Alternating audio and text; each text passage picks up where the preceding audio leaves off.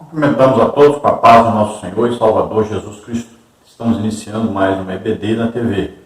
Eu sou o pastor Henrique, moro atualmente em Americana, São Paulo, antes morava em Imperatriz, Maranhão. Se você deseja que estejamos aí, entre em contato conosco. Meu telefone ainda é o mesmo, DDD 99 do Maranhão. E o telefone 991520454. O telefone da minha esposa, aqui de Americana, irmã Edna, é DDD 19 e o telefone 98448-2187. Meu e-mail, Henrique, as iniciais do meu nome, Henrique LHAS, @hotmail.com. Eu abri aqui recentemente uma igreja Assembleia de Deus, e eu coloquei Hospital de Jesus. Então nós estamos ali ministrando a palavra de Deus e também curas, batismo no Espírito Santo, libertação. Então é um lugar de socorrer as pessoas. É próprio da igreja isso. Jesus andava ensinando, pregando e curando as pessoas. Então esse é um ministério da igreja, um ministério que visa fazer aquilo que Jesus fazia. E nós vamos ver que os apóstolos acompanharam o mesmo ritmo. Estevão ensinava, pregava, curava as pessoas. Filipe, mesma coisa. Pedro, mesma coisa. Paulo, a mesma coisa. Então, é bíblico. Nós temos que pregar o evangelho legítimo, ensinando, pregando e curando as pessoas.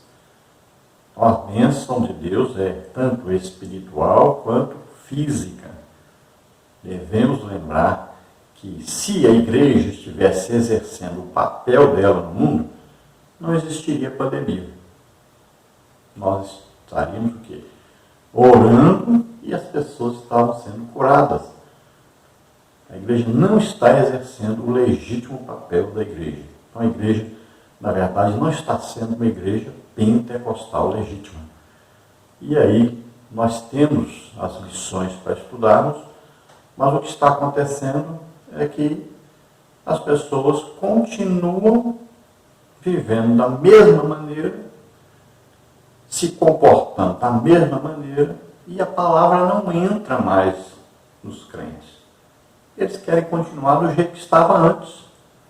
Teve um período para estudarem a Bíblia, jejuarem, teve aí um período para estarem aí buscando realmente o batismo do Espírito Santo, os dons do Espírito Santo. Mas, pelo contrário, fizeram foi se distanciar mais ainda do que antes. E aí, os cultos estão voltando a ser a mesma coisa de antes. Aí, 70%, 80% do culto ocupado com músicas. Não estão chamando lá na frente as pessoas doentes para orar, Jesus curar, orando uma por uma, não estão ungindo com óleo, não estão buscando os dons do Espírito Santo. Então continua a mesma coisa, a palavra não tem entrado nos crentes mais. Eles querem continuar a mesma coisa. Não aprenderam nada. Está aí as lições boas desse trimestre, excelentes, mas não adianta. Nós vamos falar hoje sobre o culto, a maneira que deveria ser, mas as pessoas querem continuar fazendo o mesmo tipo de culto que estavam fazendo antes. Aí não tem jeito. Bom, se você deseja nos ajudar, aqui está, nós temos aqui os números das contas, a conta aí da Caixa Econômica, do Bradesco, do Banco Brasil. O Banco Brasil é o nome da minha esposa. Se você deseja nos ajudar, passe aí para nós uma oferta, uma ajuda. Nós estamos abrindo a igreja, está muito difícil, né? Estamos pregando, sempre passa gente lá, nós temos orado, Jesus tem curado, e já vai devagarinho. Nós já abrimos 8 igrejas, pela graça de Deus, e sabemos como é que, a princípio, é muito difícil. Então, nos ajude. Eu tenho já quase 5 anos que estou desempregado e Deus tem cuidado de mim, graças a Deus. através dos irmãos. Então, nos abençoe e Deus, com certeza, abençoará também aqueles que nos ajudarem. A igreja, quando é iniciada, nem se pode falar em dinheiro na igreja. Então, ali os poucos irmãos, né, que já temos conosco e que congregam aí só ao fim de semana praticamente, eles nem oferta, nem dízimo, não dão. E início de igreja é assim mesmo. Então nós precisamos sempre da ajuda dos irmãos. Se você puder, nos ajude, dando aí um joinha, um like e também se inscrevendo aí. Está aí inscrever, se inscreva aí.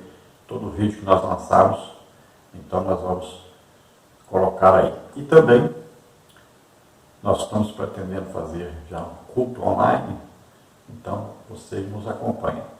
Neste trimestre nós estamos estudando as revistas da CPAD com o título O Verdadeiro Pentecostalismo, a atualidade da doutrina bíblica sobre a atuação do Espírito Santo. Comentarista da CPAD, pastor Ezequiel Soares. Hoje estaremos estudando a lição de número 7, cultuando a Deus com liberdade e reverência. Então, o culto a Deus, prestar um culto é prestar um serviço, né? Nós temos que ir à igreja com a intenção de prestar um culto. Então, trabalhar para Deus ali. Então, nós estamos ali para adorar a Deus, para fazer de tudo para agradarmos a Deus. Vamos agradar a Deus de tal forma que Ele vai responder a este culto. Olha lá, o culto levítico, o que aconteceu quando eles fizeram tudo que Deus mandou no Antigo Testamento? Deus respondeu com fogo. Veio fogo sobre o altar, queimou o sacrifício, e aquele fogo, a partir dali, eles pegavam aquele fogo, todo dia tinha que ali, manter aquele fogo aceso e levar fogo lá dentro, no lugar santo, no altar, né, do incenso. Por que isso? Olha, o fogo que desceu do céu, eles estavam oferecendo para Deus o que era de Deus, o fogo que veio de Deus. Então nós também, nós temos que prestar um culto a Deus de tal forma que Ele vai responder, Ele vai dizer que está se agradando desse culto. Então no final do culto, não é para acabar o culto de qualquer maneira, sem não haver nenhuma manifestação de Deus. Então o culto deve ser feito de tal forma que no final do culto nós vamos orar pelas pessoas, elas vão ser curadas. Vamos orar por elas, vão ser batizadas no Espírito Santo. Vamos orar ali, expulsar demônios, libertar as pessoas. Aí quanta gente com depressão, com ansiedade. Nós temos orado, muita gente tem sido curada de depressão. Muita gente mesmo. Então, olha só, o culto deve ser feito dessa forma. Agora, aqui diz que esse culto deve ter liberdade e deve também ter um controle, ou seja, reverência. Então não vai virar bagunça esse culto, né? Ele é organizado. Então nós vamos usar aí a inteligência para organizar esse culto de tal forma que vai haver aí os elementos que são ensinados na Bíblia, que contém um culto. Então nós vamos ver aí, tem cântico, tem aí pregação, doutrina da palavra de Deus, tem aí oferta, Agora, tem que ter as manifestações do Espírito Santo. Paulo diz, quando vos reunis, o que existe aí? Então ele diz, salmos, né, que são aí, pode ser tanto cantados como lidos, tem aí doutrina, ensino da palavra de Deus, e ele diz, olha, tem revelações. Então, dentro da palavra revelações, o que é? Aí tem profecias, tem a palavra de sabedoria, a palavra dada que revela alguma coisa no futuro, tem a palavra de conhecimento, que revela alguma coisa oculta no passado ou no presente. Aí tem discernimento de espíritos, que é descobrir aí, se a pessoa está com demônio e expulsar esse demônio. Tudo está dentro de revelações. Aí depois tem a língua, as pessoas falam em língua, e existe interpretação. Né? Olha, isso equivale a uma profecia. Quando se fala em línguas, um tipo de língua que vai ser interpretada. Pode ser interpretada por outra pessoa, ou a própria pessoa que falou em línguas, ele vai orar e pedir a Deus para dar interpretação a ele. Então ele mesmo interpreta. É uma manifestação dentro de um culto. Aí num culto tem batismo do Espírito Santo, tem as curas, os milagres. Tudo isso está ensinando aí na palavra de Deus como é que eram os cultos. E tanto faz o culto na rua como dentro da igreja. Aconteciam todas essas coisas. Vamos ao texto áureo que diz o seguinte: Deus é Espírito e importa que os que o adoram em espírito e em verdade. Então vamos colocar aí espírito como nosso espírito religado, né? Em íntima comunhão com o Espírito Santo. E verdade, Jesus diz, eu sou o caminho e a verdade e a vida. Então, verdade aí tem a ver com uma adoração verdadeira. Uma adoração onde Jesus está presente. Onde existe aí a intenção verdadeira de se entregar totalmente a Deus, à vontade de Deus, em obediência a Deus, em reverência a Deus. Sempre tendo Jesus como centro da nossa salvação. Tendo Jesus como aquele que salva, cura, batiza no Espírito Santo, liberta. Então, é uma adoração cristocêntrica. E sempre lembrando, nós somos templo do Espírito Santo. Então não há como haver uma adoração a Deus legítima sem a participação do Espírito Santo. É Ele que leva essa adoração a Deus. É Ele que nos mantém em comunhão com Deus. Então a pessoa lá no mundo nunca conseguiria adorar a Deus, porque não existe essa ligação. Então aí em João 4, 29, onde lemos aí o texto áureo, é aquela conversa onde Jesus conversa com aquela mulher samaritana. E ali 10 vezes Jesus menciona a palavra adoração. Então é coisa muito importante. Se Jesus está fazendo isso, está ensinando isso, ele está mostrando aí a importância da adoração.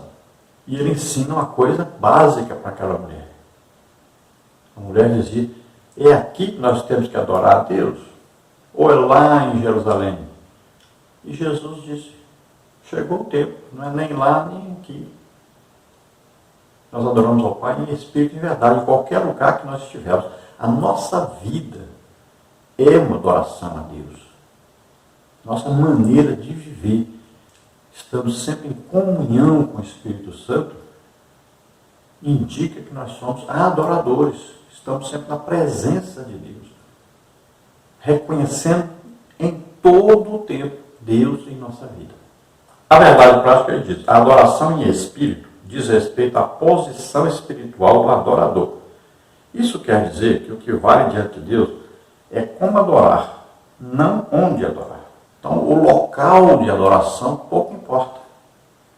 Você pode adorar a Deus em casa, na rua, no trabalho, na igreja, em qualquer parte. Onde você estiver, você é o quê? Templo. Nós somos templo do Espírito Santo, morada de Deus na terra. Então estamos ligados a Deus continuamente.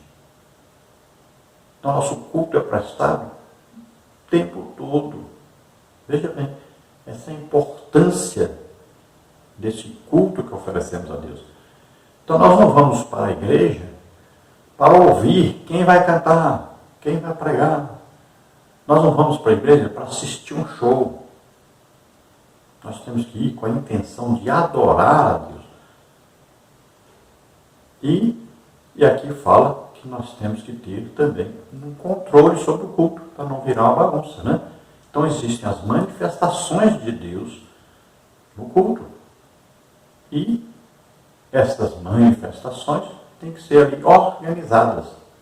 Hoje não precisa organizar nada, não tem uma manifestação. Tem que organizar aí para não ficar lá muita gente falar em línguas ao mesmo tempo, toda altura. Não precisa organizar.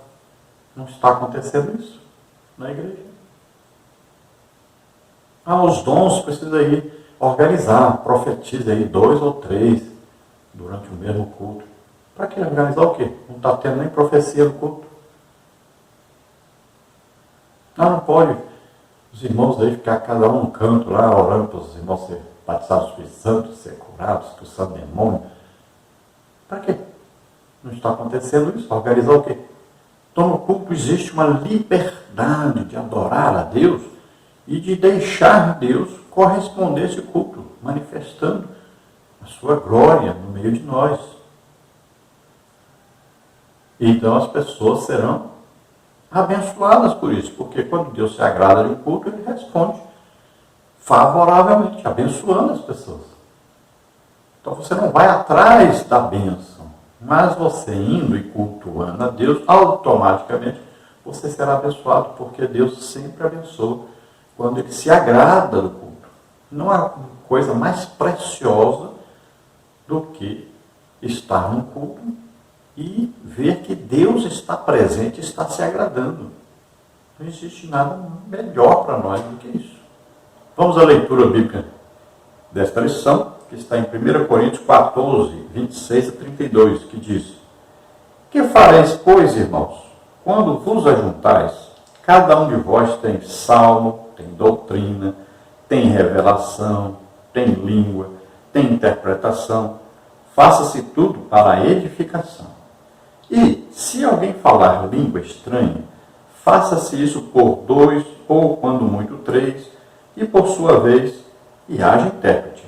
Mas, se não houver intérprete, esteja calado na igreja e fale consigo mesmo e com Deus. E falem 2 ou 3 profetas, e os outros julguem. Mas, se a outro que estiver assentado for revelado alguma coisa, cale-se o primeiro. Porque todos podereis profetizar, uns depois dos outros, para que todos aprendam e todos sejam consolados. E os espíritos dos profetas estão sujeitos aos profetas. Então, olha só, um culto, aí tem salmo, então, tanto falado como cantado, tem doutrina, tem revelação através de palavra de sabedoria, palavra de conhecimento, discernimento de espírito, profecia. Tudo isso tem a ver com revelação. Tem língua, tem interpretação de línguas. Então tudo é feito para a edificação do corpo de Cristo, a edificação da igreja, para a melhora da condição espiritual da igreja. Porque a igreja que não tem a presença de Deus, não existe manifestação de Deus, não existe milagres, não existem curas, não existem as revelações. Uma igreja fria, sem graça, que as pessoas vão e não vê Deus lá. Parece que estão prestando culto a eles mesmos, né? Não existe correspondência a esse culto. Então nós temos que cultuar Deus, mas temos que ver que Deus aceitou, se agradou desse culto. Então, se alguém falar em línguas e for de maneira audível a todos, for alto, então 2 ou 3 vão falar e vão ver se existe interpretação. Então existe um tipo de língua naquele que tem um dom de variedade de línguas. Não é a língua do batismo. A língua do batismo só Deus entende. Falamos de mistério. Essa não é interpretada. Mas quem tem dom de línguas, então, ele fala um tipo de língua que é para ser interpretada. Então ele fala, alguém vai se levantar e o Espírito Santo vai usar essa pessoa para interpretar o que aquela pessoa está falando em línguas. E Paulo diz, se você fala esse tipo de língua, peça a Deus para você mesmo falar e você mesmo interpretar. Isso acontece muito comigo. Quando eu falo em línguas, muita coisa eu entendo e passo já imediatamente para a igreja. Muitas vezes as pessoas nem percebem que está sendo falado e interpretado. Então deve-se pedir a Deus esse dom e já pedir também para que a pessoa mesmo interprete. Então no mesmo culto, 2 ou 3 irmãos que vão falar e vai haver interpretação. Por que não pode ser aí 10 irmãos? Porque aí o culto seria muito extenso, né, e estaria ocupado apenas com uma manifestação do Espírito Santo. E no culto nós vimos aí que tem aí várias manifestações do Espírito Santo, não é só falar em línguas e interpretar. E aqui Paulo diz, olha, mas se falarem em línguas e ninguém interpretar, então não fale mais alto, fale baixinho. Só você e Deus falando baixinho. Tá? Aí não vai atrapalhar, né, as manifestações do Espírito Santo, não vai atrapalhar as pessoas ouvirem a pregação da palavra. Agora, existem os momentos na igreja onde os irmãos se alegram, ver que Deus está presente, Deus está falando com a igreja, e todos os irmãos se alegram e falam em línguas mesmo. Isso é normal no culto pentecostal. Não quer dizer que isso é errado também. Não pode, na hora da pregação, né, ali alguém ou muitas pessoas falando em línguas alto e atrapalhando as pessoas ouvirem a pregação. E também existe aí a oportunidade para um profeta da igreja falar. O profeta tem um ministério profeta. Através dele se fala o quê? Palavra de sabedoria, falando alguma coisa que vai acontecer no futuro, como o profeta Ágabo, né, previu a seca na Judéia, a fome na Judéia, previu aí a prisão de Paulo. Então, um profeta. Existe profeta no Novo Testamento. Ágabo é Novo Testamento. Não só Ágabo, tinha outros profetas. Então, o profeta Silas, por exemplo, né, e outros profetas. Então, veja só. Existe ali profeta que vai dar uma palavra. Ou a palavra do que vai acontecer no futuro, ou a palavra de conhecimento e ciência, que é a palavra revelando alguma coisa do passado ou do presente, ali no meio da igreja. O profeta também é usado para curar as pessoas. Muitos milagres acontecem através dos profetas. Então é um ministério de profeta. Aqui já não é mais a profecia, mas já um profeta realmente. E aí quando o profeta fala, existe a igreja para julgar o que ele está falando. Tanto a profecia em si, que é para edificação, consolação e exortação, deve ser julgada, como também aquele que é um profeta que traz uma palavra futurística, veja, se essa palavra não se cumprir, não foi Deus que falou.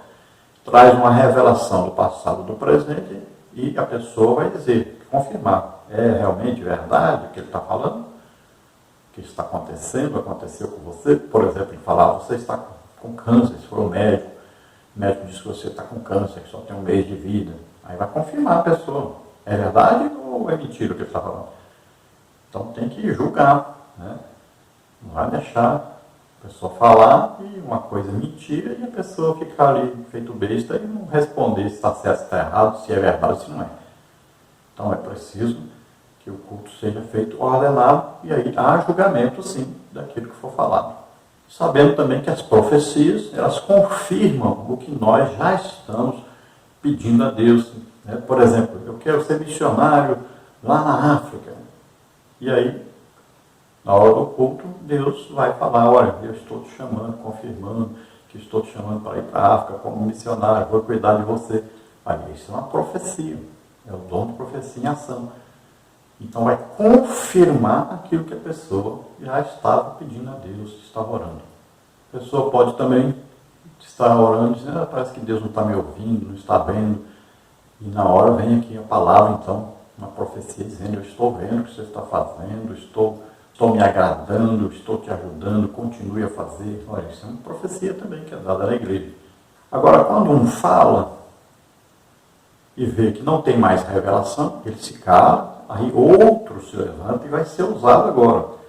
Se esse outro falou pouquinho e parou as manifestações, não existe mais revelação, então ele também se cala, aí pode se levantar outro. Então existe participação de vários irmãos, tudo organizado, 2 ou 3 em cada manifestação do Espírito Santo, e tudo bem organizadinho. Aí o que acontece? Deus vai se agradar e vai sempre se manifestar nessa igreja, e vai haver um progresso espiritual muito grande, muitas almas sendo salvas, porque são importantíssimos os dons do Espírito Santo se manifestando no meio da igreja. E Paulo diz, olha, por que precisa organizar? Porque todos podeis profetizar. Veja só. Todos na igreja podem ter o dom de profecia. Porque Paulo diz que nós devemos buscar diligentemente buscar mesmo os dons do Espírito Santo. E ele diz, principalmente o dom de profetizar, porque isso edifica a igreja, fortalece a igreja. Deus está falando com a igreja, falando com os irmãos individualmente. Isso vai edificando, fortalecendo a fé dos irmãos. E tem aqueles irmãos que precisam também de uma palavra de exortação, de fazer a pessoa, né, despertar para fazer a obra de Deus. Existe aquela palavra de consolo para aqueles que estão tristes, cabisbaixos. Então é importantíssimo que hajam as manifestações, é Deus falando com as pessoas. E aqui Paulo diz que os espíritos dos profetas são sujeitos aos profetas. Então veja só, para você manifestar aí, né, um dom do Espírito Santo, o seu espírito está ligado ao Espírito Santo. Agora, se você não quer, ou se você já teve a sua oportunidade, você pode imediatamente parar, se sentar normalmente. Por quê? Porque você é quem controla a manifestação. O Espírito Santo não obriga ninguém a fazer nada.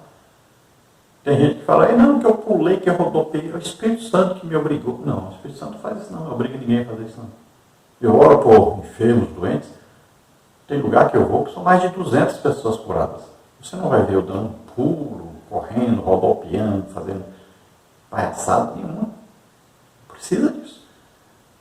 O Espírito é sujeito à nossa inteligência, à nossa alma, né? Nosso Espírito. E é através dele que o Espírito Santo se manifesta. Mas o Espírito Santo não está fazendo você sair pulando, fazendo cambalhota, rodopiando, batendo na mão dos outros. Não. Ele gosta de um culto organizado. Então, não invente que o Espírito Santo que fez. Não foi. Foi você mesmo que quis fazer desse jeito. Então, nós devemos nos controlar, né, e deixar o Espírito Santo fazer as coisas. Não é nós que fazemos. Então, ser espiritual é deixar o Espírito Santo fazer como ele quer, na hora que ele quer. Não é a pessoa fabricar um momento na igreja. Né? Não é show. Não é fabricar as coisas. Né? Não é aí sair pulando, rodopiando e tudo. Não é isso. Deus é bem organizado, sem confusão, sem palhaçada. Fique tranquilo.